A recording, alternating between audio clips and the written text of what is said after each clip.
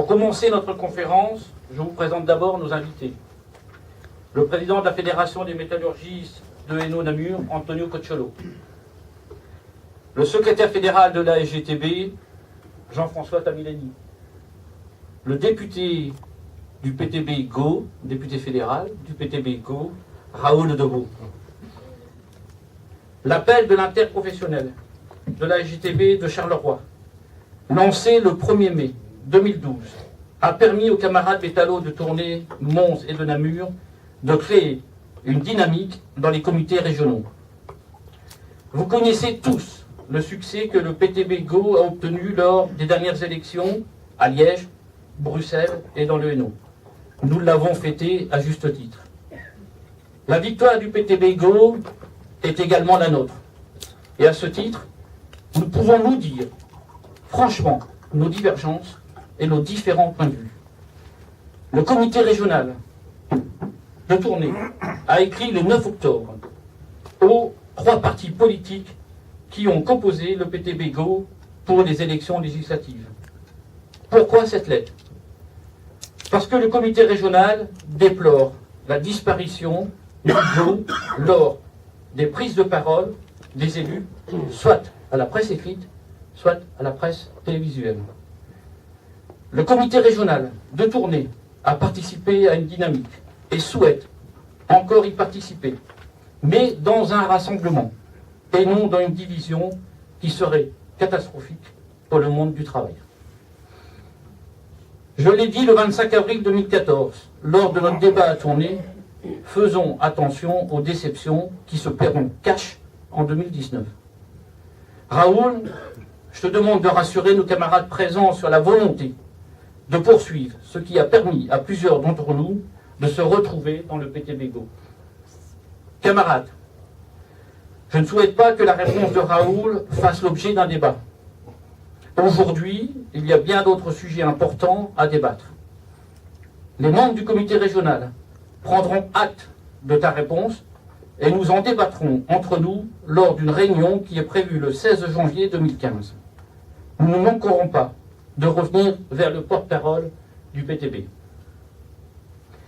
Raoul, ne sois pas étonné si je t'ai présenté comme député du PTB Go et porte-parole du PTB, car ici à Tournai, on est très attaché au Go, tu l'as compris. La mobilisation pour la manifestation à Bruxelles, le 6 novembre, a été pour notre régional un vrai succès. Nous étions plus de 4500 personnes et la CGSP a mobilisé, il faut le signaler, 3 fois plus de militants que les précédentes manifestations. On peut comprendre les inquiétudes des travailleurs du service public. En ce qui concerne la grève du 24 novembre, la régionale a réussi le blocage du zoning le plus important. Toutes les entreprises où nous avons une délégation étaient à l'arrêt. Donc, bonjour à tous. Avant tout, je tiens quand même à féliciter la régionale de Hainaut occidentale et en particulier Robert et son équipe pour l'organisation, encore une fois, je pense que tu l'as dit 3 fois, mais encore une fois, organiser ce genre de débat ici à Tournai avec tous les événements qui peuvent aujourd'hui tourmenter le monde du travail, avec la complexité aussi de se rendre à ce genre de débat et aussi d'y participer. Je crois que ce n'est pas évident, je mesure bien la difficulté qu'on peut avoir dans ce genre d'initiative. Je suis quand même assez fier du côté métal que ça puisse s'organiser de cette manière, parce qu'au niveau de notre fédération, on a quand même lancé une dynamique sur le travail de notre organisation au-delà du travail syndical de négociation dans les entreprises, et d'inculquer d'une manière constante la notion politique à nos militants et à nos délégués. Je le dis aussi aux autres, je sais qu'il y a beaucoup de métallos dans la salle, mais j'incite à tous ceux qui ont des responsabilités dans cette organisation, dans notre organisation, que ce soit au niveau des services publics, mais aussi dans les centrales professionnelles, d'organiser ce genre de débat avec les travailleurs que vous avez comme responsabilité, parce qu'il est évident qu'avec la droitisation de la société dans les prochaines années, et avec les outils d'information qui sont pour le moment à la mode, je pense que petit à petit, ils vont nous enlever la possibilité de nous parler, de discuter avec nous et d'essayer en tout cas de trouver des alternatives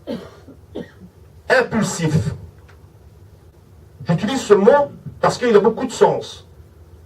Aujourd'hui, on a quand même des photographies et des expériences de nos camarades des pays, des syndicalistes des pays comme la Grèce, l'Italie, l'Espagne et la France, où effectivement on s'est quand même rendu compte que même dans les pays où les plans d'austérité étaient d'une violence inouïe, ou même où les organisations syndicales, à un moment donné, sont capables d'arrêter pendant des jours des grèves générales, des manifestations, un blocage de l'économie, eh bien malheureusement le constat que seules les organisations syndicales, on n'est pas capable aujourd'hui en Europe d'inverser le courant.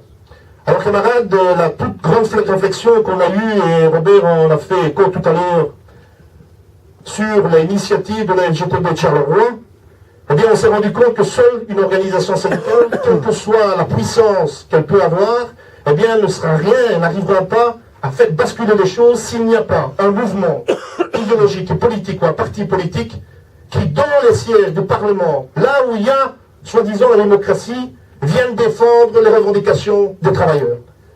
La démarche que nous avons faite a débouché, et Robert l'a bien dit, sur des discussions, mais aussi des résolutions au congrès de 2010 de la FGTB de Charleroi, qui a débouché sur une décision et un mouvement qui s'appelle le PTBGO, qui aujourd'hui est passé aux élections 2012 et qui a mis des députés représentant les travailleurs au niveau fédéral, au niveau bruxellois et au niveau wallon. Mais je suis sûr aujourd'hui que ça ne suffit pas, Raoul. Ça ne va pas suffire. Je pense qu'on a tout intérêt à y réfléchir et à essayer d'élargir le plus possible, d'élargir avec les mouvements sociaux, le monde associatif, les autres organisations, mais surtout les populations et les travailleurs dans les quartiers et dans les entreprises. C'est la seule solution. Je le dis clairement, si les luttes qu'on est en train de mener, certains pensent, et je parle des partis sociaux-démocrates, que la LGTB, à tous les niveaux, va jouer de marchepied à ceux qui étaient déjà là il y a quelques mois, et qui nous ont fait bouffer les 22 milliards de plans d'austérité, ça sera sans nous. Si la volonté c'est de faire tomber le gouvernement, je sais qu'il y a des chants des sirènes qui sont en train de siffler un peu partout, je ne suis pas contre. Mais le gouvernement qui viendra en place discutera avec nous. Et s'ils sont d'accord avec le plan et les revendications de la FGTB, on va les soutenir. Si ce n'est pas le cas, ça viendra des ennemis de la FGTB. Voilà, camarades. Le moment dans lequel on se trouve maintenant est politiquement très très important. Il est important parce que pour la première fois depuis 25 ou 30 ans, on a un gouvernement qui donne clairement la couleur. Donc on a une attaque qui est vraiment faite en bloc par un gouvernement qui est assez monolithique d'un point de vue de la droite actuellement. Mais en même temps, qui dit action, dit aussi une réaction. Et donc c'est aussi pour la première fois depuis déjà longtemps qu'on n'a plus un tel cahier, je veux dire, et de revendications, avec les 4 points de rupture quand même des organisations syndicales. Hein, je veux dire, on a déjà connu des périodes un petit peu plus floues. Politiquement aussi, assez particulier depuis 1988, pour la première fois au niveau fédéral, nous avons les sociodémocrates, le Parti socialiste qui se retrouvent dans l'opposition. Et donc je pense qu'il y a une importance très grande aujourd'hui au niveau et politique et au niveau syndical, c'est la question de savoir comment on va avancer dans ce mouvement actuellement, comment on va aller gagner ce combat. Je l'ai dit tout à l'heure, je pense qu'une des premiers aspects importants, c'est celui d'avoir des revendications syndicales fortes et deuxièmement d'avoir un front commun qui, je l'espère, tiendra. Cela étant dit, on est tous avec la même question, je crois, et on a discuté un petit peu avant le débat, c'est quoi faire après le 15 ? Et je crois que là, il y a une importance particulière, c'est celui de ne pas atterrir. Je crois qu'on connaît l'histoire sociale belge, c'est quand même souvent une tradition, c'est d'atterrir parfois avant qu'on décolle. Je pense qu'ici on conviendra tous qu'on a décollé. La question c'est de savoir à quelle altitude on va voler. Et là je crois que c'est un débat qui est très très important. Et je pense qu'un des combats qu'on va gagner, c'est celui de gagner l'ensemble ou la grosse partie de la population sur le fait qu'on peut gagner. Ils sont en train de sentir qu'ils voulaient convaincre les gens du bien fondé de travailler plus longtemps, du bien fondé d'avoir un saut d'index, du bien fondé d'avoir la flexibilité, etc., mais qu'en partie, ils sont en train de perdre la bataille de la communication. Et c'est ce combat-là qu'on doit continuer. Ça veut dire quoi, gagner la bataille de l'information? Ça veut dire, évidemment, expliquer les mesures concrètement, parce que les gens, une partie de la population commence à découvrir les mesures. Hein. Mais le deuxième point pour gagner le combat de l'information, c'est de répondre à cette question que Bart de Wever a posée hier lors de son petit happening avec Charles Michel. C'est de dire, mais il n'y a pas d'alternative. Ça, c'est le message. C'est de dire, il n'y a pas d'alternative. Et donc, nous, la gauche, nous devons convaincre la masse des gens qu'il y a une alternative. On n'y arrivera pas seulement en dénonçant les mesures des autres. On devra pouvoir convaincre qu'une alternative est possible. Et pour ça, nous devons venir avec une autre vision de société. On ne gagnera pas uniquement sur l'index. Les gens vont être prêts, comme le XXe siècle l'a montré, à se battre de plus en plus loin, à partir du moment où ils savent qu'à la fin du combat, il peut y avoir un renforcement qualitatif de notre société, des règles de notre société. Dernier élément pour le combat, puis après je viendrai sur les questions plus politiques, à mon avis, c'est la question de la largeur du combat. Je crois vraiment que si on veut gagner, on doit sortir des sentiers battus, uniquement des sentiers syndicaux. C'est un enjeu vraiment important. Alors, ce n'est pas au syndicat seulement de le résoudre. Je crois que le syndicat peut jouer un rôle important, mais je crois que le politique et l'associatif doivent jouer un rôle important pour réélargir le mouvement aussi dans plein de milieux qui peut-être ne sont encore jamais battus ces 20 dernières années, mais qui maintenant vont rentrer en mouvement. Alors, parlons un peu politique. Est-ce qu'on peut gagner? Moi, je les sens quand même très nerveux au gouvernement. Hein. Ils ont quand même des points faibles qu'il faut pouvoir exploiter. Un premier point faible, indiscutablement, c'est la position du CDNV. On voit que c'est un petit peu panique football au niveau du CDNV, parce que fatalement, il y a une partie de la base du CDNV, notamment de la CV, qui est en train aujourd'hui de se retourner contre le CDNV. Donc je pense qu'il y a une faiblesse à aller chercher là-bas. Deuxième faiblesse importante, à mon avis, c'est le côté que la légitimité du gouvernement est vraiment en cause. C'est-à-dire qu'aucun des partis qui est présent au gouvernement n'avait mis dans son programme électoral qu'il fallait travailler jusqu'à 67 ans. 3 des 4 partis n'avaient pas mis dans leur programme électoral un saut d'index. Donc il y a aujourd'hui une rupture à exploiter entre un électorat, certainement dans l'électorat NVA, et les options politiques que les gens voulaient. Mais pour ça, on va devoir continuer à booster le mouvement. Un député qui va vous dire « vote pour moi, c'est bon, tranquille, mon chou, on va résoudre ça pour toi », c'est faux. Il vous ment, il vous ment. Parce que le vrai pouvoir réellement, il est dans la rue, il est dans les entreprises, il est à l'extérieur du Parlement. Et ça, nous l'avions dit dès le départ avec les élus PTBGO, on l'avait dit. C'est qu'on ne serait que les mégaphones du mouvement social. La vraie démocratie, elle se fait en dehors du Parlement, elle se fait dans l'interaction avec le mouvement social. Et évidemment, les députés peuvent aider. Nous, on est là. Le nombre de gens qui nous envoient des mails pour dire « Ah, enfin, il y en a qui osent ouvrir leur gueule au Parlement pour dire ce qu'on pense. » Ça donne confiance aux gens. Mais pas pour plus voter, ça donne confiance aux gens pour plus lutter. Et ça, je crois que c'est vraiment un point important, c'est que des députés ne doivent pas mentir, ne doivent pas mentir aux travailleurs. Ils doivent dire que les travailleurs doivent eux-mêmes prendre confiance en eux-mêmes, et c'est ça qu'on veut faire un maximum avec les élus du PTBGO, c'est de vraiment rendre confiance au monde du travail, parce qu'on va construire notre histoire, et on va faire reculer ce gouvernement, chers camarades, c'est moi qui vous le dis.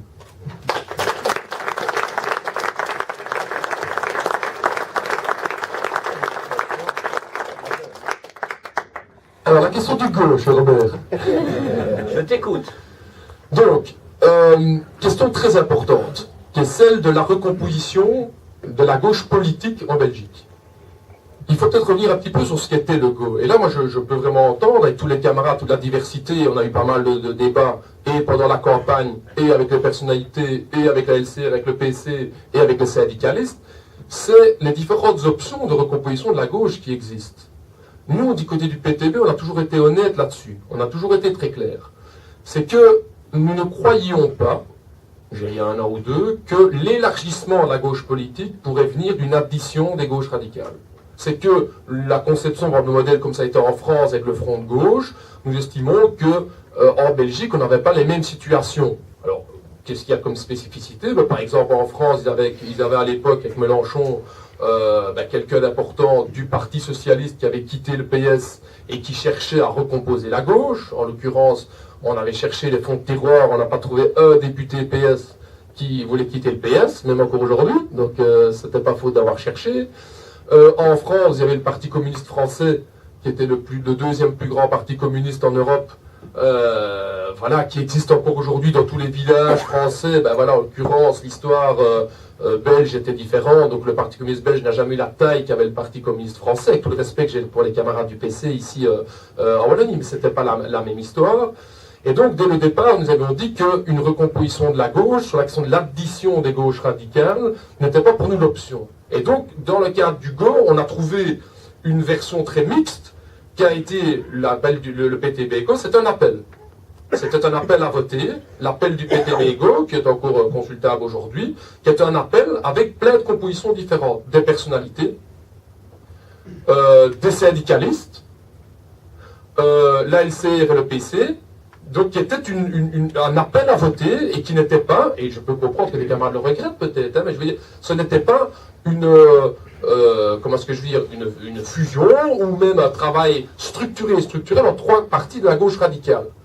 Et nous pensons, et on a eu le débat au sein du GO, au sein des initiateurs du GO il y a 2-3 mois, et là je peux comprendre que les avis peuvent être nuancés ou différents, c'est que depuis le 25 mai, une nouvelle séquence s'ouvre. Donc jusqu'aux élections du 25 mai, le PS est encore au pouvoir. Aujourd'hui, le PS est dans l'opposition. Les partis de la droite sont au pouvoir. Ils mènent une politique d'une rigueur assez incroyable. Et il y a une réaction qui s'oppose à ça. Notre avis pour le PTB, c'est que l'outil du GO est trop petit et trop restreint pour pouvoir être à la hauteur de la recomposition politique aujourd'hui dans l'ensemble de la Belgique et plus particulièrement de la Belgique francophone. Beaucoup de compagnons nous ont dit, voilà, il faut quelque chose de plus large. Et là, je pense que par rapport à la situation actuelle, dans la séquence dans laquelle nous trouvons, nous cherchons, avec le PTB, comment pouvoir construire cette séquence plus large, y compris au niveau des personnalités. On a eu en tout une dizaine de personnalités qui se sont mouillées pendant la campagne, plus d'une centaine qui ont signé, mais soyons réalistes, il y avait une vingtaine qui étaient des gens, je dirais, peu connus. Et beaucoup de personnalités nous ont dit, c'est un petit peu trop pour moi. On a essayé, on a été démarché plein de gens, etc., pour dire rentrons dans une dynamique plus élargissante. Nous ont dit, là je peux pas, c'est trop uniquement autour du PTB, il me faut quelque chose de plus large. Et nous on est d'accord avec ça. On est d'accord, c'est que dans la contextualisation actuelle, on doit pouvoir élargir. Donc nous, comme PTB, ça on l'a jamais caché, on va continuer notre bout de chemin. Je veux dire, on ne peut pas attendre du PTB, on ne va pas s'autodissoudre. Donc nous on a toujours dit qu'on allait continuer notre chemin avec le PTB. Mais il faut trouver quelque chose, on doit encore créer quelque chose pour pouvoir s'adresser aussi à la gauche du PS et des colos. Parce que c'est ça l'équation à résoudre, c'est que beaucoup de gens qui sont dans la rupture avec le capitalisme n'ont pas encore rompu définitivement avec cette gauche du PS et des colos. Et donc, on doit trouver l'équation. Il n'y en a pas ça. Moi, je ne suis pas venu ici avec une solution toute faite. J'ai dit uniquement qu'il nous semble que le GO ne peut pas répondre à ça. C'est que le GO, même si elle a donné un enthousiasme, mais le GO est tellement collé au PTB que de toute façon, il y avait un élargissement certain dans la campagne, mais qui ne répondait pas à ce besoin d'avoir quelque chose de plus large. Alors ce besoin, comment le répondre, comment répondre, je veux dire, à quoi mettre sur pied. Moi je crois qu'en tout cas, on a pris une option forte pour dire qu'on fera un événement public dans les environs de février-mars, dans ces eaux-là, pour refaire un événement, mais il nous faut d'autres composantes. Il nous faut d'autres composantes. Il y a la composante CSC, qui doit rentrer, parce qu'il y a plein de gens de gauche qui sont dans la CSC, dans la CNE. Il nous faut des représentants d'autres régionales de la FGTB. Je sais bien que la FGTB Charleroi c'est important, que la MOEB et nos occidentales c'est important, mais il nous faut des camarades d'autres gens qui, je veux bien me mouiller, je veux bien rentrer dans une logique d'une réflexion, d'une alternative politique, je veux dire à la gauche des échiquier politique. Il nous faut des artistes, il nous faut des composants du mouvement associatif. Et dans ce sens-là, on contribue aujourd'hui à voir ce qui peut se mettre sur pied en matière d'une résistance sociale et d'une résistance politique. En Flandre, vous avez déjà quelque chose qui existe comme Art Boven Art, mais qui est uniquement dans la résistance sociale, qu'on essaie d'élargir dans le politique. Je pense que tout ce qui est francophone, dans les 2-3 semaines à venir, il devrait pouvoir y avoir une dynamique plus large qui émane avec plein de composantes différentes pour pouvoir aussi fédérer les résistances. Parce que l'enjeu actuel aujourd'hui, c'est de pouvoir fédérer une large résistance et politique, et sociale, et associative contre ce gouvernement. Et je pense que c'est dans ce mouvement qu'on va apprendre à se connaître. Parce que je pense que dire aujourd'hui tout de suite, restreindre les gens pour dire tu veux une gauche anticapitaliste, viens dans le PTB Ego, on ne va pas avoir toute une partie des camarades qui nous ont dit les gars, je ne peux pas maintenant encore ça, il faut quelque chose de beaucoup plus large. Ce qui est le plus important, et ça c'est clairement le cas, c'est que le dialogue continue. Donc nous étions engagés pendant la campagne électorale à rendre des comptes à la base. On essaie un maximum de députés, tout en étant performants dans le Parlement, d'être présents à la base. On était présents presque à tous les piquets de grève, dans toutes les régionales. On veut être présent, on ne veut pas rester dans notre îlot. 2, comme PTB, de continuer à tendre la main à plein d'associations. On a eu la Manifesta qui a réuni 12 000 personnes avec 120 associations qui ont eu accès à des stands à notre fête. Donc de notre côté, on ne prétend vraiment pas avoir le monopole de la résistance, on tend la main un maximum à toutes les forces de gauche pour pouvoir ensemble avoir un processus. Mais nous ne nous enfermons pas tout de suite dans une coquille, parce que dans cette nouvelle séquence qui vient d'ouvrir, je pense que vraiment on peut et on doit élargir le mouvement et avoir un dialogue avec l'ensemble de la gauche anticapitaliste qui est très très loin de se résumer à la gauche structurée politiquement aujourd'hui, parce que s'il y a bien une spécificité en Belgique, c'est que beaucoup de gens qui sont dans l'anticapitalisme politique, voire même plus, se retrouvent aujourd'hui non pas dans les partis politiques, mais se retrouvent dans les syndicats et dans le monde associatif. Et c'est avec eux qu'on doit pouvoir ouvrir un dialogue pour pouvoir avoir toute cette réflexion de la recomposition politique. Et j'espère bien que dans l'année à venir, des nouvelles aventures vont s'ouvrir. Je crois qu'il y a beaucoup de gens aujourd'hui qui rentrent à nouveau en résistance, beaucoup de jeunes qui se disent il nous faut autre chose, et c'est ça qu'on doit mettre en marche. Et c'est là aussi l'appel que j'avais fait du côté des camarades syndicalistes, c'est que il y a le politique, il y a le syndical, mais il y a surtout le syndicalo-politique et le politico-syndical. Et c'est ça que la tranche que la FGTB Charleroi a ouverte, qui est très importante, qui était celle de dire, nous, comme syndicalistes, on ne va pas rester passifs en train d'attendre le relais PS et écolo. Nous devenons acteurs de la recomposition politique dans notre pays. C'est ça le message très fort qui a été lancé par la FGTB Charleroi, et je pense que ce débat doit continuer dans l'organisation. Je pense que les 8 questions de la FGTB Charleroi doivent continuer, et j'entends dans la régionale, maintenant que les élections sont passées, on est un petit peu plus détendu. Hein, parce que c'était un petit peu crispé avant le 25 mai, il y avait un peu quelques crispations. Maintenant que les élections sont passées, je sens qu'il y a à nouveau une phase où on peut à nouveau avancer dans des réflexions sans se dire tout de suite, par des élections, le PS, etc. Non. On a maintenant une phase, à mon avis, et de lutte, et une phase sans élection, normalement. Sauf s'il tombe le gouvernement, mais bon, on verra. Donc ça doit nous permettre, cette phase-là, justement, un petit peu, de pouvoir réouvrir le dialogue pour une recomposition d'une gauche politique. Croyez-moi les camarades, le vent est en train de tourner. Le vent est en train de tourner sérieusement. Il y a un vent de colère que vous connaissez, qui est en train de balayer largement toute la société, et que le mouvement syndical, que l'appareil syndical ne peut pas ignorer. Ça fait bien longtemps qu'on n'a pas eu un plan d'action qui ait autant de gueule. Et quand je dis qu'il y a de la gueule, ça veut dire qu'il colle vraiment aux attentes de ce qu'il y a à la base. Ça dépasse les camarades qu'on voit habituellement dans les manifs, sur les piquets. On sent vraiment que ça bouge dans tous les sens. Énormément de femmes, beaucoup de pensionnés, énormément de jeunes aussi. C'est vrai que ça nous rassure, que ça nous donne vraiment confiance dans l'avenir.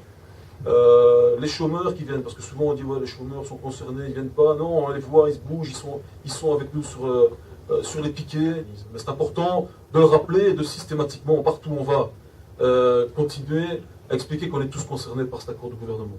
De droite dure, de droite extrême, de montrer que les salariés sont extrêmement touchés par cet accord de gouvernement. On voit le sous d'index, effectivement, 20 000 euros sur une carrière. On voit la hausse des accises, la TVA, on voit le blocage des salaires. Parce que voilà, ça fait déjà quelques années qu'on a les salaires bloqués. Bien, 2015, 2016, et les années d'après, on aura un blocage salarial. Si on continue, si on ne fait pas sauter ce gouvernement. Bon, moi, j'ai rencontré Baclan il y a 2-3 jours, qui nous dit la courbe des salaires, il va falloir la revoir. Parce que c'est vrai qu'il y a 3% d'engagement de travailleurs de plus de 55 ans, chiffre de la BNB, pas chiffre de la FGTB, 3% d'engagement. Mais si on revoit la courbe des salaires, et si on réduit le salaire des travailleurs plus âgés, eh bien les employeurs les réengageront. C'est ça qu'on nous demande d'avoir. On a déjà un pensionné sur 5 qui vit en dessous du seuil de pauvreté, énormément de femmes. Ils veulent encore appauvrir les salariés. Toujours dans le prix à payer pour les salariés, la flexibilisation du temps de travail, avec ce compte épargne-temps qu'ils veulent ouvrir, qui vont pousser, presser comme des citrons les travailleurs. c'est aussi des mesures de flexibilisation qui sont imbuvables, qu'on ne peut pas accepter. On est dans une situation où les salariés sont complètement pris à la gorge, on est tous concernés. Lorsqu'on stigmatise sur ce qui s'est passé au niveau des dockers, la violence, elle est du côté patronal, du côté libéral. La vraie violence, c'est celle-là. Donc, salariés complètement laminés. Les camarades de la fonction publique, ça c'est une catastrophe. Une catastrophe. Les textes commencent à tomber un à un, et plus ils arrivent, et plus on se rend compte que c'est fini. C'est fini. Il n'y aura plus de fonction publique si on accepte ça. On a rencontré les camarades cheminots qui nous expliquaient un petit peu ce qu'il y a sur la table, les policiers, les enseignants. Mais il faut expliquer, il faut faire comprendre qu'on est tous concernés, et la fonction publique est véritablement laminée.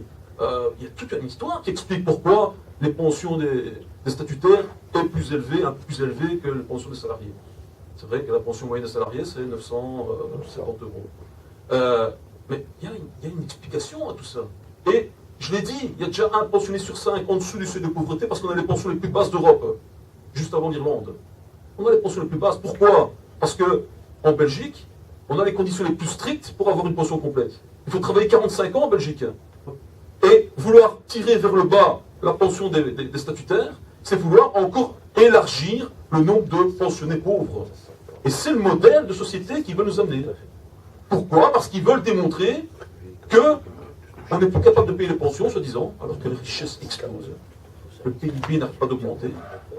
Pour pouvoir privatiser ces pensions et casser les mécanismes de solidarité. C'est ça qu'il y a derrière tout ça. Les femmes, à tous les niveaux, sont laminées.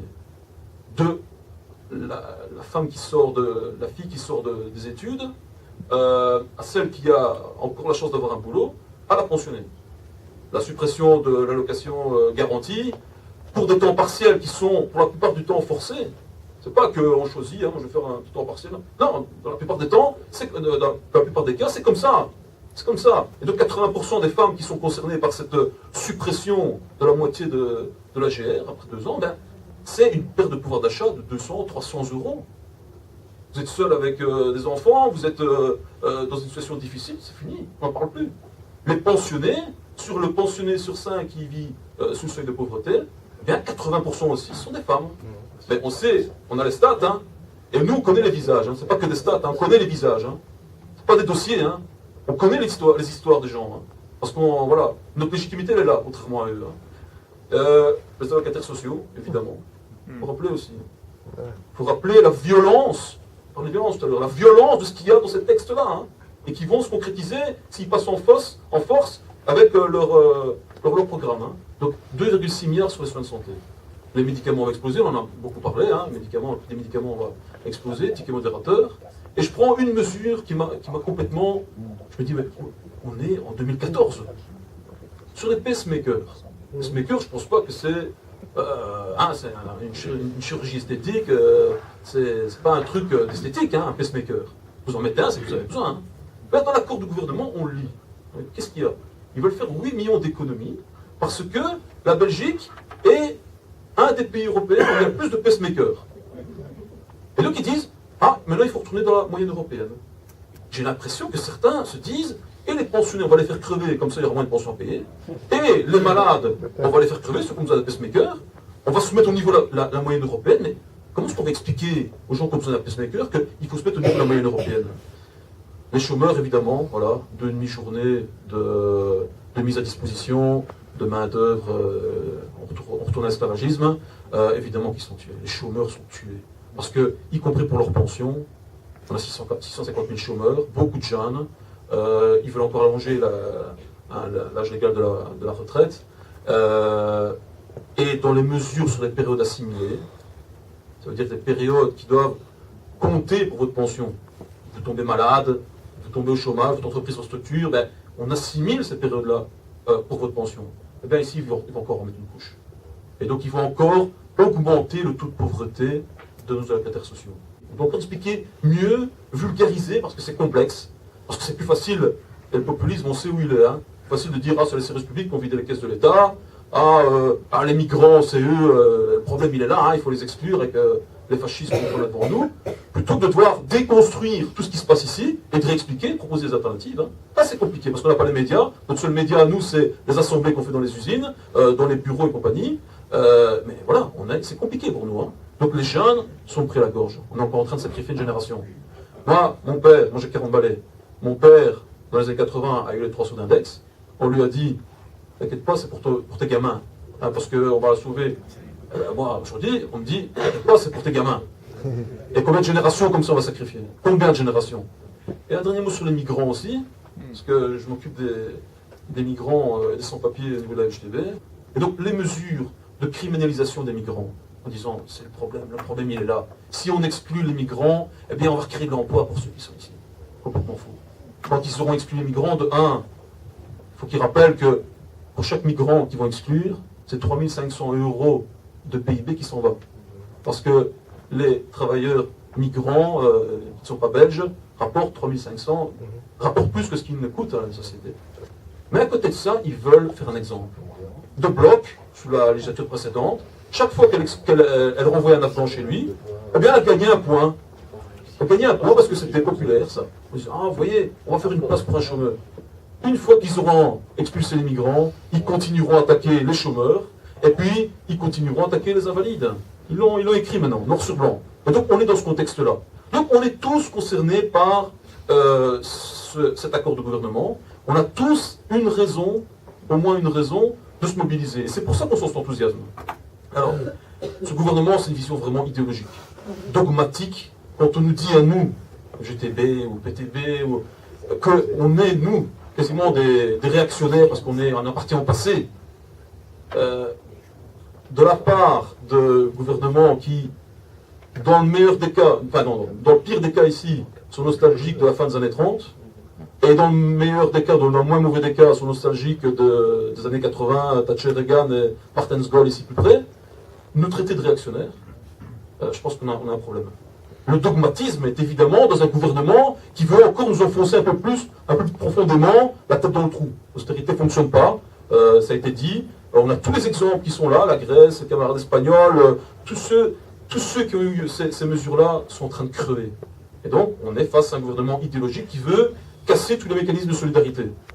L'ONP, l'Office national des pensions, il y a eu, depuis 2010, 20% de dossiers d'attribution en plus, 20% de dossiers de pension en plus. 2015, il y aura plus 7%.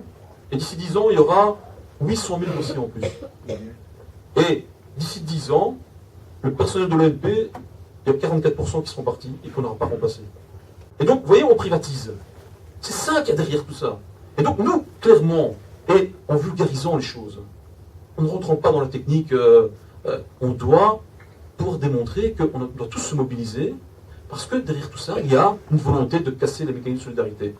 Sur la question importante de l'après-15. Donc déjà dire que notre plan d'action, il tient sur les 4 balises qu'on a fixées. Il y a le tract pour le 15 qui est ressorti en front commun, qui rappelle ces 4 balises, et c'est essentiel pour nous. Ce ne sera pas le cas de dire, ah, mais s'il y a une petite avancée sur les fins de carrière, ou une petite avancée sur un tax shift ou je ne sais pas quoi, on peut atterrir. Non, c'est pas ça. C'est pas ça. C'est les 4 balises et rien d'autre. C'est les 4 balises et rien d'autre. Jusqu'au 15, moi j'ai aucun souci. Je sais qu'on va tenir jusqu'au 15. Après le 15, il va falloir le gérer. Il va falloir mettre la pression au maximum. Moi je suis optimiste parce que c'est la base qui a porté ce plan d'action-là. Ce n'est pas les appareils qui ont décidé. C'est la base qui a porté ce plan d'action-là. Et que la pression sera telle à partir de la base, parce que je le répète, on est tous concernés sur les exemples que j'ai donnés, qu'on ne peut pas atterrir en ayant une demi-balise ou une cacahuète par rapport aux fins de carrière. C'est pas possible ça. On n'est pas en capacité de faire autre chose que d'aller jusqu'au bout de ces balises. On ne peut pas décevoir la base. Si on déçoit la base sur ce coup-là, là on se fera réellement dépasser. Et là ils auront raison de venir à la plus haute, de dire vous ne représentez pas les gens. Moi, Raoul, j'ai entendu ton appel. Ce que je dis simplement, c'est que ce plan d'action, on n'est pas dans des grèves politiques. Les grèves qu'on fait ici, c'est des grèves sur base de ce que vivent les travailleurs, de ce qu'ils vivent dans leur chair. Quand on va devoir discuter des alternatives, il va falloir reconstruire les alternatives sur base du projet défini par les travailleurs, en élargissant au maximum, en élargissant des publics qui ne sont pas les nôtres. nos petits indépendants qui se font aussi laminer. Les artistes qui se considèrent que les syndicats les ont trahis. Mais on doit reconstruire ce programme, ce projet de société ensemble. On doit appeler à la construction d'un front de résistance très large, bien au-delà des syndicats, c'est clair. Mais définir ensemble ce projet de société, moi ma référence c'est le congrès de 54 de la FGTB. Le congrès de 54, qu'est-ce qu'on a fait? On a réuni des hauts fonctionnaires, on a réuni des profs d'UNIF, on a réuni évidemment tous nos secteurs, il y avait des journalistes qui étaient dedans, et on est parti des réalités de chacune des composantes de la société. Et 2 ans après, en faisant un constat de la situation, 2 ans après, on est venu avec nos réformes de structure anticapitalistes. On n'a pas su mettre en place, hein. Mais aujourd'hui on est dans le même contexte. On doit partir des réalités, élargir, discuter, montrer que l'austérité nous mène droit dans le mur, chacun où on est, et puis venir avec une proposition. Et on construira ensemble cette proposition. On verra des propositions concrètes pour chacun de ceux qu'on représente. Et alors, quand le gouvernement aura sauté, eh bien, les partis qui s'inscriront dans le projet défini par les travailleurs, par la société, eh bien, on ira ensemble. Ceux qui ne s'inscriront pas dans ce programme défini par nous, par la base, mais ils iront se faire voir. Pourquoi est-ce qu'ici, on n'a pas dit un mot de l'Europe? Le gouvernement actuel applique les mesures de l'Europe, applique le TSCG. Maintenant, au niveau du gouvernement, camarades, attention, après le 15 décembre, si la résistance continue, nous risquons donc de basculer dans un état fort. C'est fini la violate, hein? C'est fini. Le gouvernement belge, en un week-end, nous a endettés pendant 50 ans pour sauver les banques. À un autre week-end, il peut faire une loi qui dit à mes frères et Bilou, t'arrêtes tes grenades, les gars, restez. S'il fait ça, il n'y a plus d'austérité, il n'y a plus de TSCG. 30 milliards par an, c'est fini l'austérité. Donc le combat de la fiscalité est essentiel pour tout le reste. Et alors, pour terminer, parce qu'il n'est pas fait trop long, une petite question PTB. Il y a eu un gros débat à la construction du PTB Go. Hein. Et quand ils ont fait le Go, c'était une restriction de l'unité. Et j'ai pas voulu être candidat pour ça. Si tu avais fait un front de gauche, j'aurais été candidat. Et comme il manquait 0,5% dans le canton de Dinan-Philippeville, tu aurais eu un député de plus. Bon, trop tard. Voilà. Maintenant, j'entends ton discours qui est vraiment, je dois dire, ça prend vite au Parlement. Hein. Tu as répondu comme un député. Excellent. Je comprends bien que le beau n'existe plus. Et tu veux faire apparemment une unité large, et j'aurais bien peur que le PTB finisse social-démocrate. Effectivement, Freddy, tu as raison, tu as 1000 fois raison. L'Europe, quand je dis qu'il faut s'attaquer à l'origine du problème, l'Europe et ces traités qui nous empoisonnent et qui nous mènent vers une Europe qui est tout autre que celle que nous souhaitons, on doit s'attaquer à ça. Le truc, c'est qu'on a fixé 4 balises, on aurait pu en fixer 10, et la 5e aurait probablement été l'Europe, ou peut-être la première même. Hein. Mais moi j'ai été interpellé, on m'a dit l'article 63, paragraphe 2, qui exclut au niveau des allocations d'insertion, ça devait être une balise. On m'a interpellé en me disant les migrants, ça devait être une balise. Effectivement, on a fixé ces 4 balises parce que on sait que si on maintient ces 4 balises, le gouvernement n'a plus de raison d'être. On sait qu'il ne fera pas marche arrière, et donc l'objectif c'est de le faire sauter, c'est clair. Sur l'Europe, quand je parle d'alternative à construire ensemble, il est clair que quand on va discuter de la suite, le premier truc qu'il faudra mettre sur la table, c'est sortir du TSCG, je l'ai cité, et de sortir de ça. Et quand j'ai dit les partis qui ne nous suivront pas, c'est pas innocent quand je parle de ça, hein. Les partis qui ne nous suivront pas sur l'alternative qu'on a à construire, en mettant ce premier point sur la table, ils ne nous suivront pas, ça veut dire qu'on n'aura pas à les suivre non plus. Et aujourd'hui, le capital est cet élément qui fait que l'Europe est en train de nous mener vers de nouvelles guerres. Alors simplement sur la fiscalité, parce que tu avais une question sur le LuxLeaks, le SPF Finance, il y a quelques mois, sous l'ancienne législature, a mis la main sur 104 milliards d'euros, enfin, a décelé 104 milliards d'euros placés par les entreprises belges dans 30 paradis fiscaux. Ils ont su les cibler, ils n'en ont récupéré que 2. 104 milliards d'euros, ça montre que toutes les réductions de cotisation, tous les intérêts notionnels, tous les cas d'office, ce sont des effets d'aubaine. Parce que c'est uniquement les grosses multinationales qui vont passer leur pognon là-bas, pas encore une fois les petits indépendants ou les vrais entrepreneurs. Et donc, il est clair que sur la fiscalité, on doit proposer autre chose. D'abord, sur l'action de Freddy, sur la démocratie, je sais pas, t'es où Freddy, ouais. Je crois qu'effectivement, en tout cas, ça mérite d'être souligné, parce que souvent on parle que du socio-économique. Mais donc c'est très dangereux ce qui est en train de se passer aujourd'hui au niveau des plans gouvernementaux sur les questions démocratiques. Donc on est en train de concentrer le pouvoir complet au niveau du gouvernement et même du Cairn, donc il y a la mise en place actuellement presque d'un Conseil national de sécurité, comme une NSA américaine, où vraiment quelques ministres vont concentrer d'un point de vue de l'information, d'un point de vue de la direction de la répression, une telle concentration de pouvoir, on n'en aura jamais eu une depuis la Deuxième Guerre mondiale à ce point-là en Belgique, et on le sous-estime réellement. Je dois t'avouer qu'effectivement, tes explications sur le détachement du PTB-Go, voilà, je n'ai pas tout compris. Maintenant, c'est peut-être moi, c'est la première fois que je ne te comprends pas, quoi. Donc, ça, je ferai quand même la remarque. Je veux dire aussi qu'on a eu des rencontres sur la régionale de Mons-Borinage aussi, à la construction du PTB-Go, et que effectivement cette question avait été à plusieurs reprises posée, de savoir qu'est-ce qu'il adviendrait du PTB-Go après élection. Et je me sens trompée, et je pense que je ne suis pas la seule militante, en tout cas, à se sentir trompée, parce que la réponse n'était pas aussi claire avant l'élection qu'elle peut sembler l'être maintenant. Donc je peux comprendre qu'à un moment ou à un autre, politiquement, si vous avez des chamailleries entre vous, vous pouvez les régler. Mais effectivement, je pense que c'est certainement pas le moment maintenant d'aller vers une séparation, quelle qu'elle soit. Alors, ma proposition, je sais qu'elle n'est pas facile.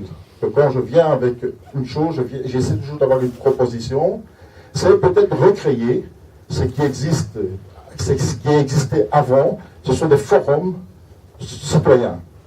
Dans les communes, dans les régions, ils ne sont pas tous convaincus.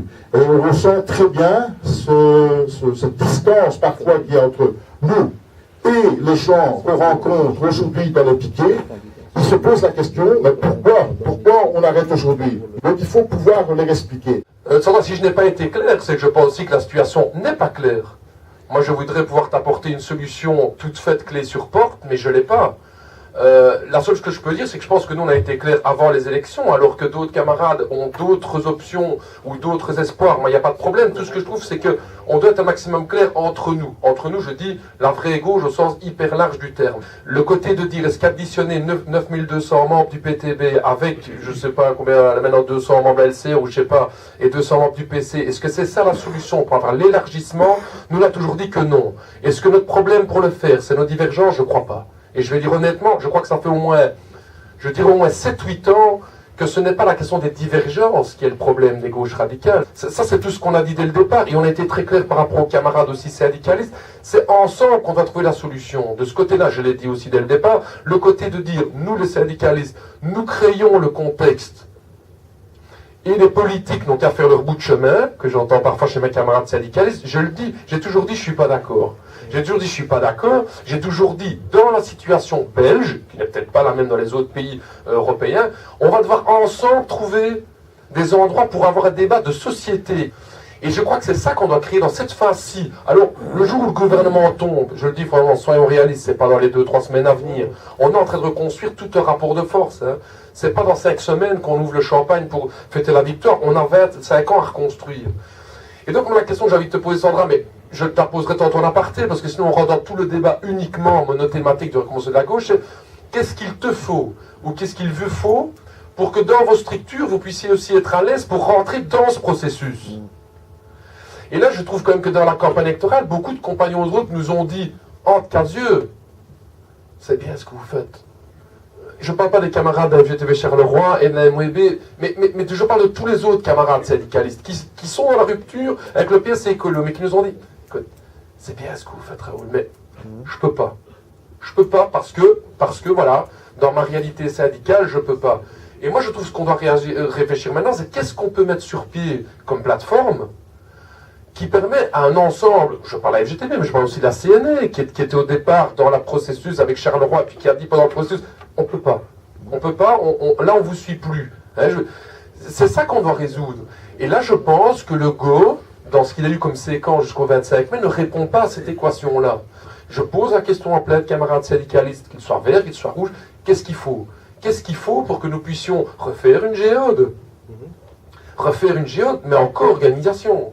Pas le PTB fait sa géode et invite les gens à venir uniquement vers le PTB. Parce que moi je trouve que ça, ce serait sectaire du PTB. De dire, c'est dans le PTB Go que tout le monde va se retrouver dans l'anticapitalisme. Ça, je n'y crois pas. Et donc, la formule pour avoir un dialogue avec tous ces gens qui sont encore à la gauche du PS, à la gauche des colos, ou non cartés, parce que c'est peut-être encore la majorité, qu'est-ce qu'on va pouvoir mettre sur pied? Sandra, c'est vrai, moi j'ai pas une solution toute faite, je peux juste te dire que ça discute beaucoup, dans beaucoup d'endroits pour trouver cette formule-là. On va peut-être pas la trouver directement, elle va peut-être être associative, politique, politico-associative. En tout cas, je crois qu'on va se retrouver ensemble dans une dynamique plurielle, dans une première phase. Est-ce que ça nous empêche d'avoir beaucoup de collaboration encore? Non. Là, les camarades de la LCR et du PC sont venus au manifestat. On n'a aucun problème. On n'a aucun problème à pouvoir faire des projets ensemble. Mais est-ce que ça suffit pour pouvoir élargir? Je ne le pense pas. Donc, je trouvais que la force de la campagne était justement d'avoir cette marge de la diversité.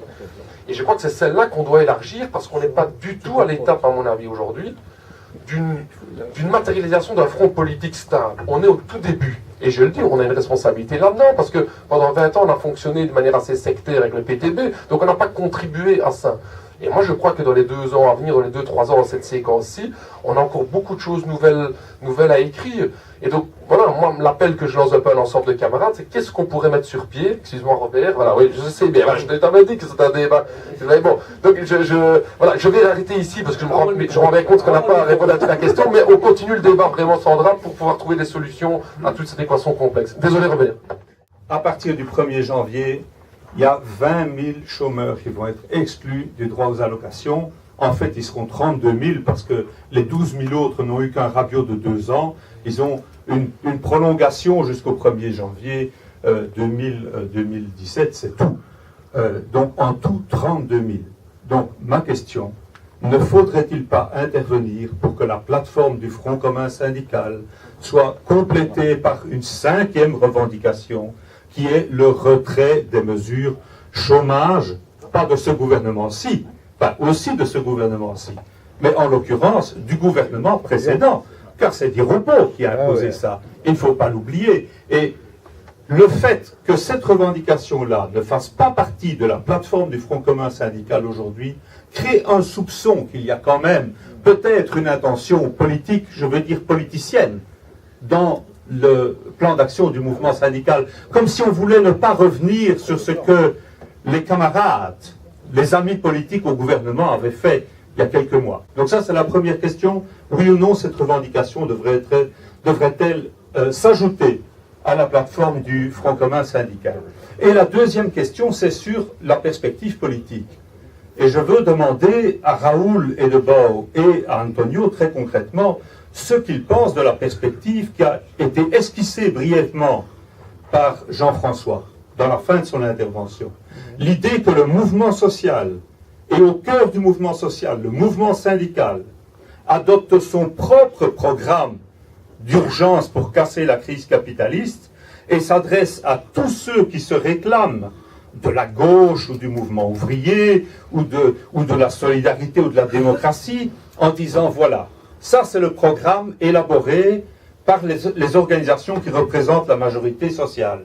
Ça c'est le programme élaboré par des gens qui connaissent les vrais problèmes parce qu'ils les vivent sur le terrain, parce qu'ils organisent les luttes sur le terrain, parce qu'ils gèrent les difficultés quotidiennes des femmes et des hommes sur le terrain. Engagez-vous là-dessus et formez un gouvernement là-dessus. Sur la 5e balise ou pas, clairement, on a été confronté à cette demande. Et je te réponds clairement, il n'y a pas d'entourloupe politique derrière ça.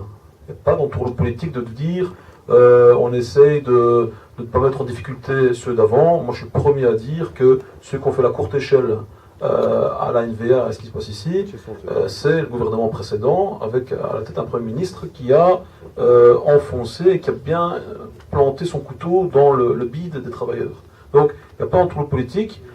Preuve en est, c'est qu'au niveau wallon, donc à l'ordre du jour du prochain bureau wallon, jeudi prochain, il y a effectivement le fait de rejoindre la plateforme article 63 Et donc de mettre la pression et de faire monter maintenant la pression au maximum pour dire effectivement ce qui se passe sur les chômeurs, socialement, c'est impossible, ça va être de toute façon ingérable pour ceux qui vont devoir gérer ces éléments-là. On va voir les CPS, on va voir dans les communes comment ils vont galérer.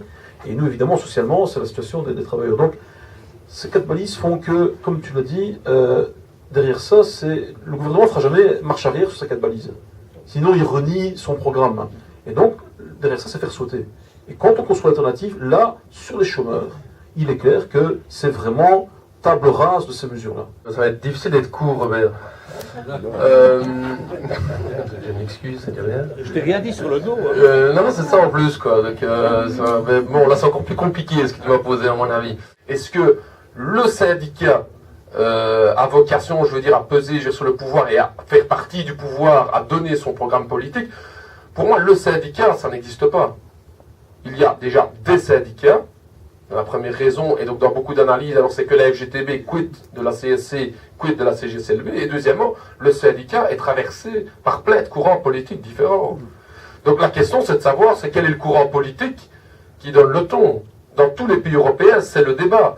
Donc aujourd'hui, et là, moi je ne vais pas me prononcer là-dessus dans ce débat ici, parce que c'est avant tout une question à l'intérieur des organisations syndicales. Pour moi, la question c'est quel type de syndicat on veut et quel type de syndicat on a. Et ça, ce débat-là, il traverse l'ensemble de la structure syndicale. On a aujourd'hui quand même une reconquête idéologique à faire. On a perdu pas mal de plumes depuis les années 80. Ce qui est positif, je trouve, depuis 3-4 ans, c'est qu'on a remonté la pente. Et là, je rejoins vraiment dans ce que tu m'as dit tout à l'heure, Jean-François, quand tu dis on est en train de remonter, là, on sent vraiment un autre vent qui souffle. Je crois que ça, c'est un fait politique très très important, enfin politique et syndical, très important, et je crois que c'est ça qui doit nous pouvoir mener dans les 3-4 ans à venir à construire ce contre-pouvoir indispensable. Après, troisième point, mais je suis déjà trop long, Robert, sur le débat de quel type de société on veut, et ça pose le débat du capitalisme ou d'un dépassement du capitalisme, voilà, c'est un secret pour personne que le PTB, en l'occurrence, je pense que la NCR, on est d'accord là-dessus, avec le PC aussi, qu'on doit dépasser le cadre du capitalisme, et donc que ça pose des questions aussi de nationalisation, de rendre au collectif des instruments de production. Bon, les gars, on n'est pas dans 6 mois, c'est pas dans 6 mois qu'on va faire ça. Pourquoi? Parce que l'ensemble des travailleurs doit être convaincus de ça. Et là, je pense qu'on a tout un travail à faire, et d'apporter de l'info, mais aussi de reprendre confiance dans la lutte. Je crois que uniquement avec des discours, on n'y arrivera pas. Le besoin d'avoir des petites victoires, même partielles, est important pour reprendre confiance en nous. C'est comme dans un match de boxe. Hein. Si on a peur de monter dans le ring, on va se faire jeter. Ça, c'est pas de problème, on perd tout de suite. Si on commence à reprendre confiance soi-même, qu'on peut à nouveau rendre des coups, je crois que ça, c'est cet apprentissage-là qu'on doit reprendre. Et je suis convaincu que dans les semaines et les mois à venir, c'est ces petites étapes-là qu'on va commencer à traverser pour rendre confiance à notre classe ouvrière.